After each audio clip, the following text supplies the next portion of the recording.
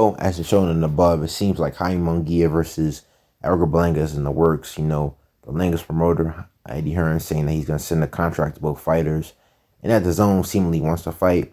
I definitely think should make it. Both these dudes, they moved from 160 to 168 in their recent fights, and I think it's a good fight to make. If I had to pick a fighter I would favor, it'd probably be Jamie Mungia, even though neither one was really coming off of a spectacular performance against the dudes they was fighting. Berlanga, he fought Jason Quigley. And against that fight, it's a fight where he had a lot of opportunities to knock Quigley out. Had he simply just went to the body, stopped trying to power punch his way through everything and bully a dude. You know, if he just cut the ring off more effectively, throw different punches, set his shots up, he could have got dude out of there. And it looks bad when you see Andrade, who in the last fight with Quigley, he knocked a dude out in 2 rounds. And for Berlanga, even though he looked a little bit better in this fight, he seemingly just could not let his hands go. Just keeps trying to power punch all day. And that's why in his last couple fights, he's looked terrible because the dude his boxing skills are not really all that. And when you fighting dudes who can actually fight a little bit instead of the 16 bums that he was fighting, you're going to have a lot of trouble. Considering, the fact he got dropped against Caceres, he was getting outboxed by Steve Rose, even by Quigley in parts of the fight.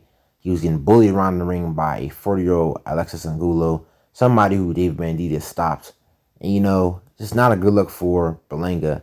And I think that he's going to get bullied by Mungia. And I don't mess with Mungia, but the simple fact is that he cherry-picked Derevchenko, somebody who was in the twilight of their career in his last fight. And the fact that he could have fought a lot of good fights at 160, some of them being against Jamal Charlo, and Andrade was previously at that weight, I still think that he has more than enough to beat somebody like Berlanga, who's extremely one-dimensional. Yes, he does get hit a lot, and definitely was exposed against Derevchenko, but still, Derevchenko was the best win that he has on his resume, and that's better than anybody that Berlanga has fought. And, I think that Mungia's punch placement going down to the head and to the body, his extreme non-pressure, dude has a lot of power, and I think that's just simply going to break Berlanga down. Berlanga just showed me he doesn't have what it mentally takes by trying to bite on Angulo's ear. He just simply couldn't keep that dude off of him. He got that frustrated. I think against Mungia is going to have his way.